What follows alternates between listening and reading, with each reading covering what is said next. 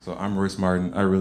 I'm so thankful that y'all have decided to come and hang out with me for a couple hours. I'm not exactly sure how long this will be, or what I'll say, or what I'll play, really, but I'm just very happy to, be here in St. Louis actually telling this story. This album is very, very special to me, really. So it's called Memories on Morgan Street. It was actually supposed to be released yesterday, but there was a lot with, maybe Clark talked about this in the beginning, but okay, cool. But yeah, a lot sort of happened with copyright algorithm stuff. And either way, it'll come out very soon. And it's a labor of love, this project. So maybe I'll tell the story now. I started working at the Scott Joplin State Historic Site in 2018. One random Sunday, I just like stumbled into the Rosebud Cafe, reimagined Rosebud Cafe. Way back in the day, it was Tom Turpin's joint where Joplin would play, Joplin and his contemporaries. But I walked into the Rosebud Cafe on like every first Sunday of the month. They have what they call Ragtime Rendezvous, and yeah, I decided to play this piece, which was basically like a compilation of Joplin's tunes that I enjoyed at the little showdown they were having. And then one of the guys from one of the guys from the house invited me into the house to see, and yeah, he showed me the piano, he showed me upstairs, and he showed me everything about the Joplin house. And it was at that point I realized that St. Louis had this immense Joplin connection that I felt almost like a responsibility to tap into. And yeah, it was, you know, 10 years later I'm here or something like that. But I got the job later that summer after I graduated high school, and everything worked out. I started playing at the Joplin House seasonally, so it wasn't until after I graduated high school that I could get the job. And it was a great job, you know, practicing on the clock too, you know. Yeah, practicing for money on your hard-earned tax dollars. It was great. And also it was like, it was a great summer gig. I think it was better than working at Quick Trip or something. But it taught me a lot. Like, I was really able to, I think I learned a lot just by talking to people and hearing like the different stories people had when they came in and talked with me. So I've been carrying those with me, and that informs a lot of my composition. I'm really inspired by Joplin as a, what would you say, like a visionary, like a thought leader. Probably more so than I am inspired by his music specifically. I'll talk more about this as the show progresses, but Joplin is a really interesting figure in history, I think. He's got these, I was just talking to Clark on an interview before the show, but Joplin is like really convinced that this music, ragtime, which is banjoistic and is rhythmic devices, and to be banjoistic is to be reminiscent of the plantation. Plantation was a popular, the banjo was a popular plantation instrument at Joplin's time, but Joplin playing ragtime and trying to use it as a means for upward mobility for African Americans, I think is something that's really attractive as an idea. Like, he really was convinced that he could take this music that was stigmatized by the black community because slavery connotations, and since those slavery connotations existed, it was easy for racist people to caricaturize. So there was this stigma that sort of existed against ragtime in like racist circles and even in black circles. You know, there's this ragtime player named U.B. Blake who talks about his mom basically outlawing ragtime in her house and basically in the hands of her son at all. Like, she didn't want him playing ragtime at all. But Joplin is like, yeah, maybe I can take this and move to New York and write a ragtime opera. Like, maybe this could be the soundtrack for the advancement of the black race. And he writes an opera about basically that. You know, Treemonisha is an opera from 1911 about a young girl abandoning superstition for education, and that archetype, that archetype being the means for upward mobility for black Americans. Like, that's the idea of education as an antidote to superstition. And I just think that's very, very interesting. And he names a couple tunes after the, famous Booker T. Washington quotes or Theodore Roosevelt books, like The Strenuous Life. And so Joplin has all these intellectual ideas that I think aid him in his musicianship. And I'm just so inspired by that. I think it's something about the expression for the sake of expression. Like, you can imagine at the turn of the 20th century, a lot of these people who are basically ex-slaves, these people who are born in the first generation after emancipation, thought that everything that had to do with blackness was just grotesque. And if we wanted to progress in society, then I guess in their minds, had to abandon everything that made us who we were, like things from the plantation. And you can only have respect for that idea, I guess, just technically. But this idea that you can use what makes you you as a means to advance yourself, as a means for self-improvement and self-realization is just amazing to me. So yeah, I just played these two pieces. They are original compositions. It's just me being me and trying to work that out. So thank you. Yeah. So I'll play Ragtime, which is why everybody's here.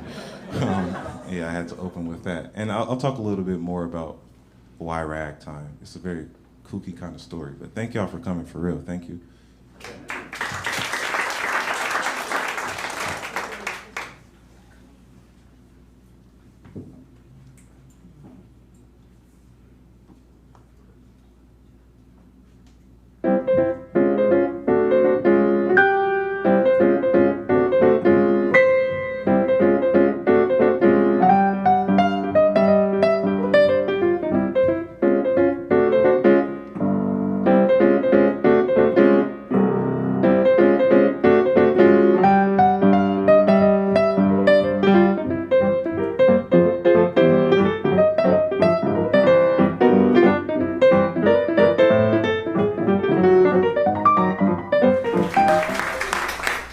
It's very happy to be back here in St. Louis, and especially at one of my favorite venues to play, Focal Point.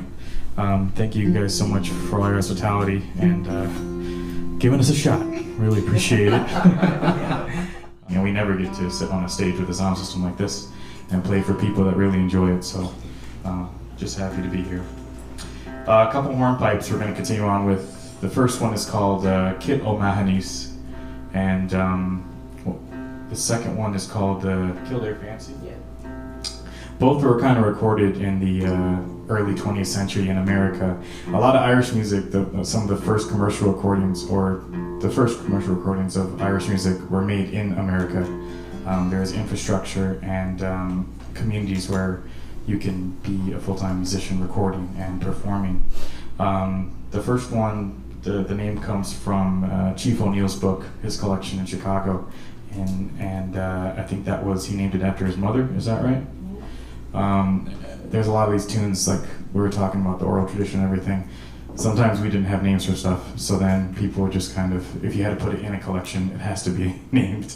So you get a lot of people in Chicago at the time. Mayor Harrison's fedora, which is another reel, was the mayor of the Chicago at the time. He wore a big wide-brimmed hat. The second one, The Kildare Fancy, was recorded by a number of people, including Patsy Toohey, which is a great vaudeville piper of the early 20th century. So anyway, hope you like them.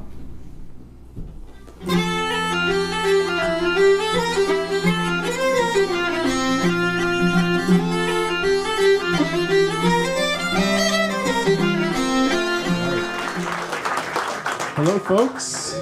Thank you so much for sticking around. Isn't this a wonderful show? How about a round of applause for the Focal Point? I met TJ 5 years ago now, which is insane to think about. It was before the pandemic.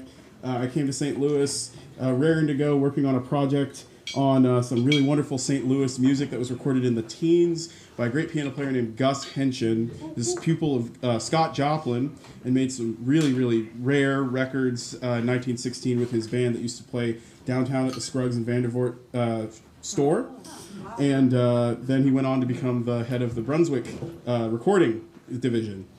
But when I was here, TJ said, why don't you come and play with my band at the Focal Point? And I said, of course.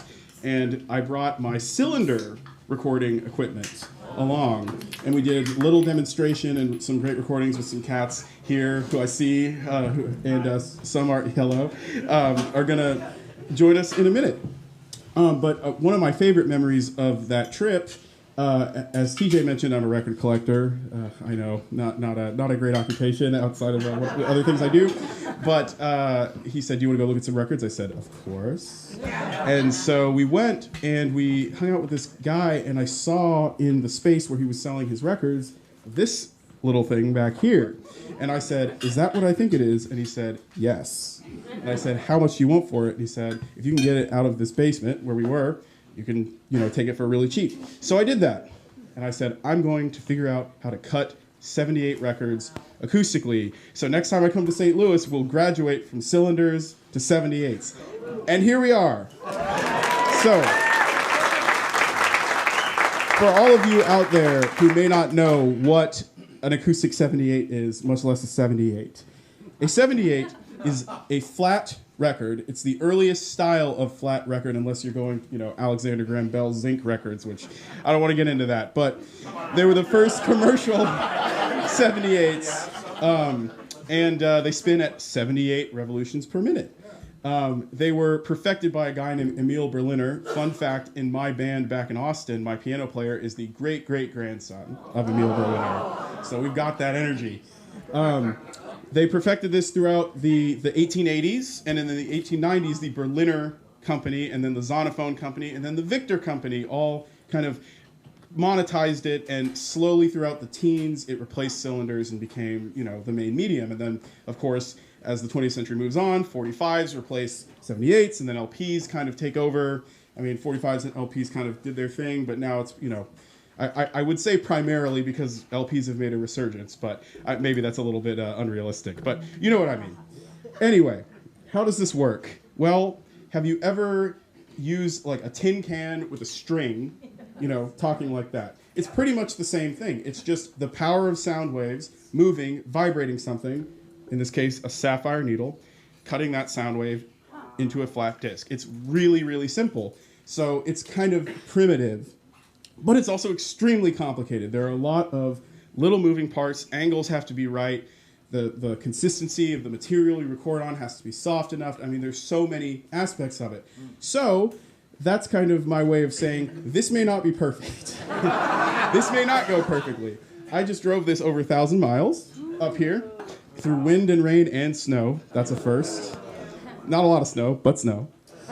And now we're going to do some demonstrations. And the beauty of doing something at the Focal Point, doing something with TJ, is we're going to go all out. So this is going to be all tunes recorded in St. Louis in the 1920s, again here in the 2020s.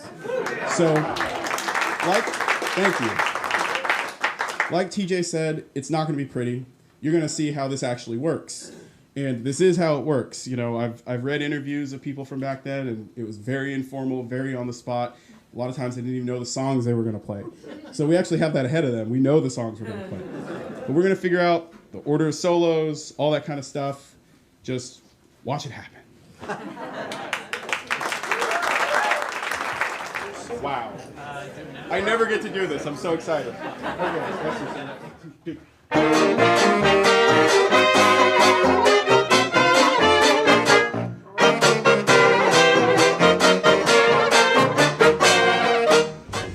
This one goes out to Jack Ford. Jack Ford, yeah.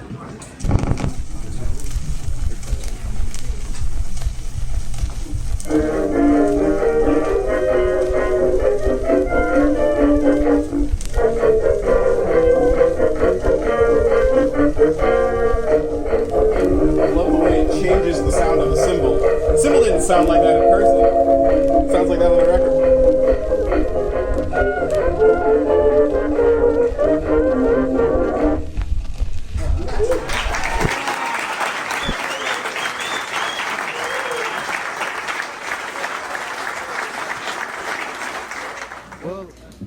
Okay, ladies and gentlemen, it's my turn to sing a song.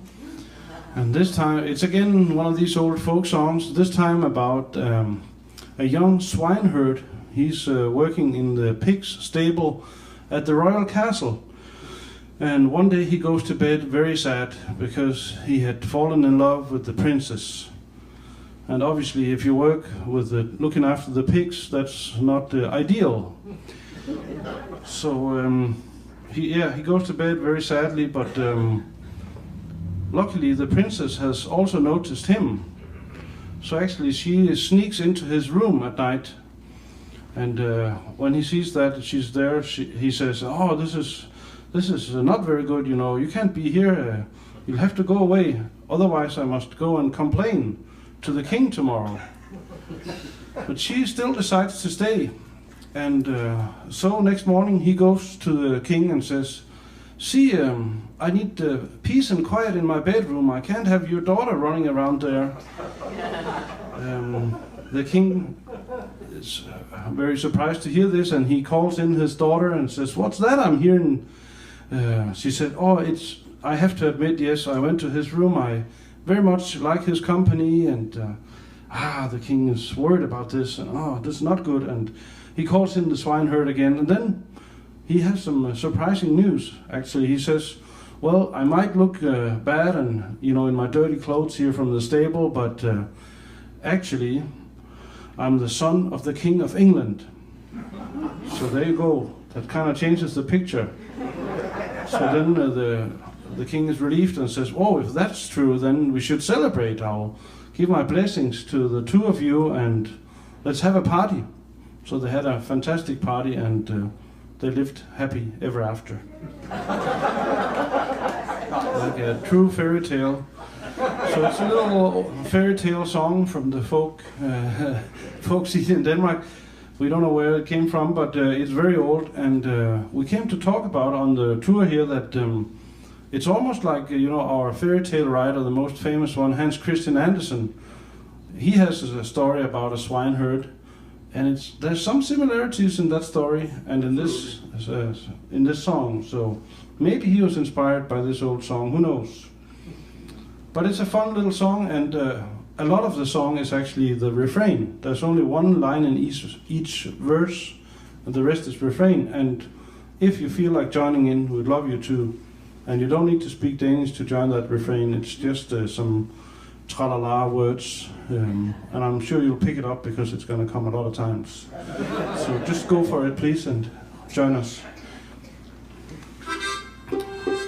So here's Per Svinedreng. Per Svinedreng sad ved bords der grej.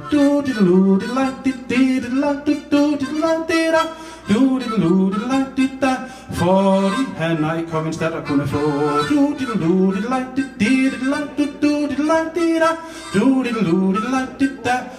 Let's play something familiar to that instrument.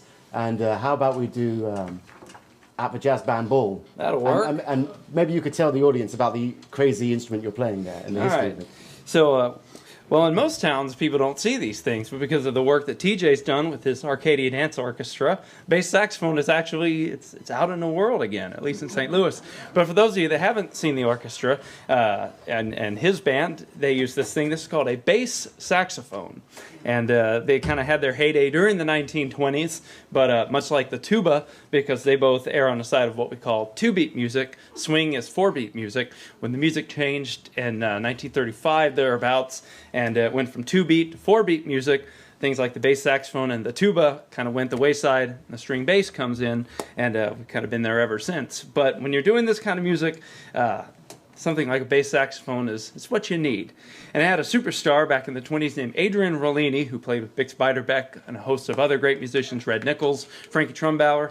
And this was actually his second bass saxophone he owned. Rollini owned 5 bass saxophones in his time, but this was his second one that he owned. And he used it from about 1924 to the middle of 1927 when he went and bought his third bass sax, as one does. So Matt, we're going to play at the jazz band ball, and there's a particular solo on the verse. Yes. Is this not the saxophone that solo was recorded on? There's a darn good chance. There's a darn good chance. And I was talking with Colin about, because he owns these horns here. He just couldn't bring it. There's only so much room in those carry-on overhead, So it's a 2-horn limit. But he wanted to bring a third horn that actually belonged to the Columbia Studios, which means there's a good chance that if he'd brought it, that horn would have recorded this saxophone. But it's just another reason to have us back. So we'll do that. We'll do that again. First chorus first.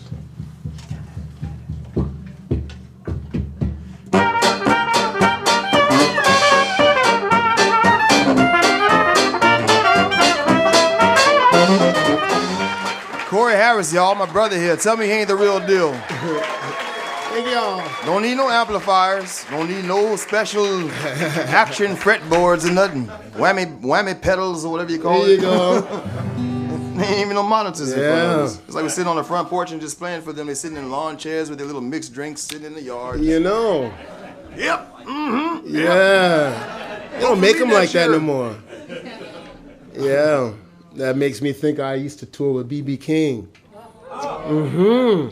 In fact, that's really how I got my first fans in the blues, was opening up for B.B. King. I probably about 75 times opened up for B.B. Oh, wow, bro. But he never had no guitar tech. He never even had a guitar tuner. When B.B. broke a string, B.B. had strings in his pocket. Oh, come on. And while the band was playing, they would still be playing. He would take the string out, string it up. That quick. And then just go like that. And he would just always be in tune. It used to always mystify me. But I realized after watching him, if you're a guitarist, when you play, each string has a certain frequency vibration you can feel in your body. So he could feel that.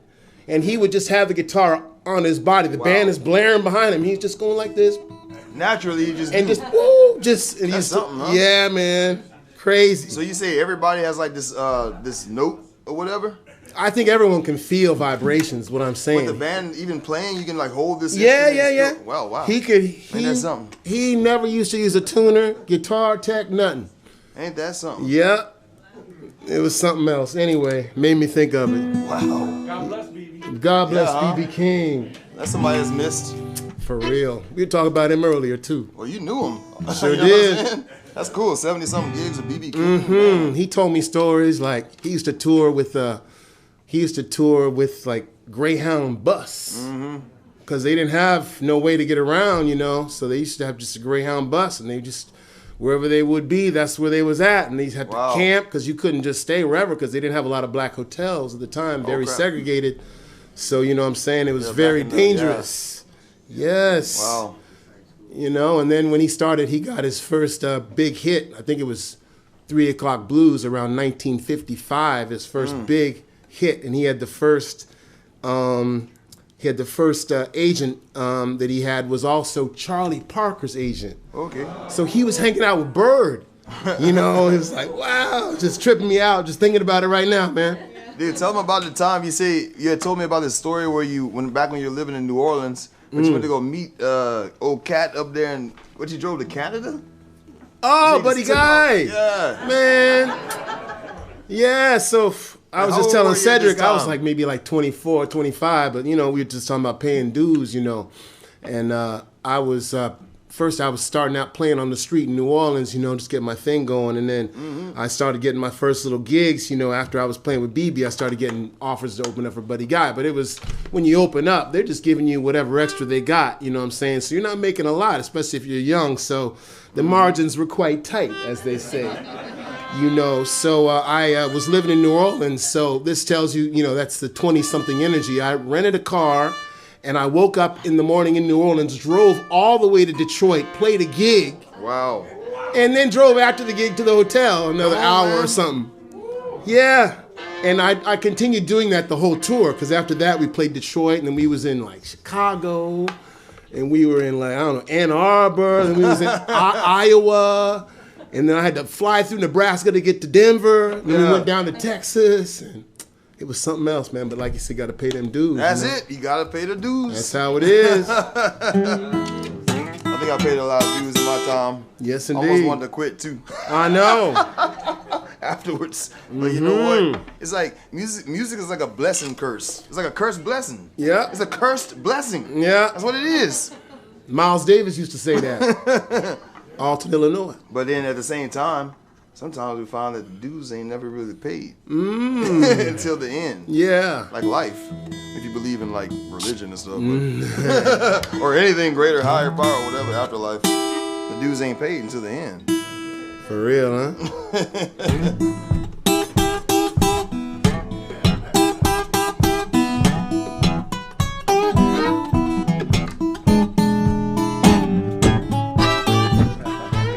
Well, I'm gonna pass the spotlight over to Josh now, and we're gonna have Josh talk about a couple of tunes and tell you about the instrument he's gonna play, and in general amaze you with his musicianship. You better. Good evening. How's everybody doing? Good. So my name is Josh Duffy. I come from Davenport, Iowa, Bix's hometown, and I've been doing the music of Bix Beiderbecke and the Gene Goldkett Orchestra there for the last 20 plus years. And so you are all very lucky and fortunate to have somebody like TJ here keeping that tradition of this great music going, because he is a phenomenal musician but a great human being doing all of this. So. I think I have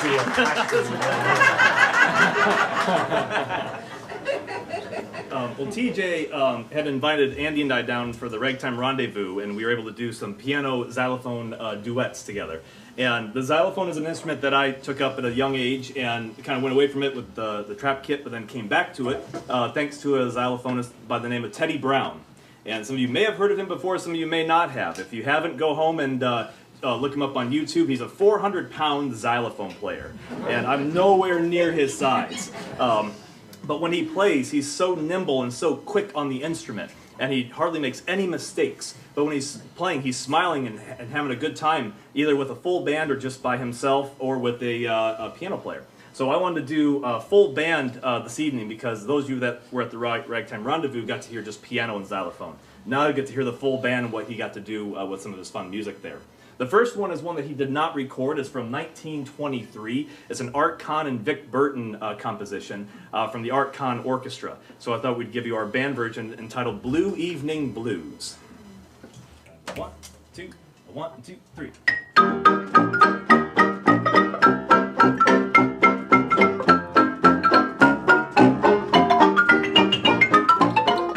It's one of the first tunes I learned out of a book.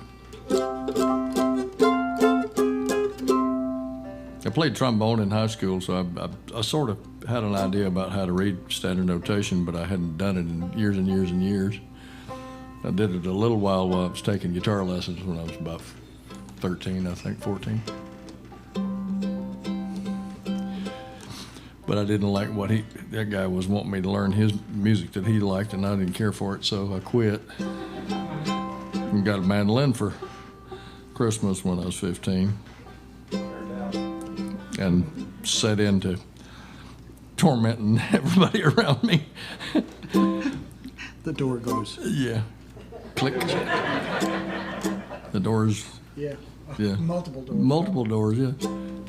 But anyway, I got in a situation where I was playing with NBB was playing with an orchestra, and it was a Christmas program, and we couldn't figure out where to come in and where to butt out, and it was frustrating. I spent the rest of that winter with a book that had notes in it about the size of butter beans and learning how to read music. And this is one of the first ones that I'd found in the book, but I learned it, and nobody played with me, because especially you folks that live here and in this state know that this tune has been played to death, and nobody would play it with me. So it was until I started doing stuff with Joe, and I sort of timidly asked him when he might like to do this tune, and he flipped out. So he said, "You wouldn't want to play Old Melinda, would you?" And I went, "Oh, Melinda!" Because it was a tune from my childhood, and I live in North Carolina, and not many people out there play it. And I learned the version that I was most familiar with was from Uncle Bob Walters in Nebraska. And Bob Walters, I don't remember which conductor it was. It might have been Toscanini, but it was one of the conductors in the 30s on one of the like NBC symphonic orchestra. But they said, "Who is the greatest violinist in the world?" And at that time, the conductor said, "Well, the left hand, probably Jascha Heifetz, but the bow arm might be this old man in Nebraska named Bob Walters." And Bob would take his wife Goldie around to dances, and they would take a portable pump organ, load it on the back of the wagon. They drive and play a dance, and there's a tune called "Shoot Two Bits" where you can hear it, where Goldie's just wearing. We listened to it yesterday on the way up here. You can hear Goldie do that pump organ. It's like, boom, boom, boom, boom, boom, boom, boom, boom, boom, boom, and Walters is just fiddling his butt off. And then at one point, thank you. at one point, you hear Goldie go, "Wee! Whoopee!" And that, ladies and gentlemen, is how I feel when I play Old Melindy with that man right there. So, try it. Give it. Wee! Whoopee! That's it. I don't believe you. But I just want to say real fast, being a local band here in town, I know that, you never know. You never know if people really want to come to your shows here. There's so many great shows here. So I thank you all so much for joining us tonight. It means so much. I love being able to do all this music for you all, so thank you. Yeah. We're gonna end this set with just a rager. This is a little tune. Ethan, you want to shout out about this tune? Well, you know the piano history of it, so come on. It comes from a old piano instrumental train tune called the Cow Cow Blues from the 20s, and he stole that from something earlier, but that's where we get its name from in the 20s, and then a lot of people recorded versions. This one, On the Wall, so people sung different words to it, but it had a long life. It was Ray Charles' Mess Around, so you'll maybe recognize it in there, but before it was Ray Charles' Mess Around, it was just the raucous old piano blues. So this is the version of it. It's called On the Wall, and it was sung by Louise Johnson. You all ready up here? All right. Well, you want to set the pace? All right, you bring us in.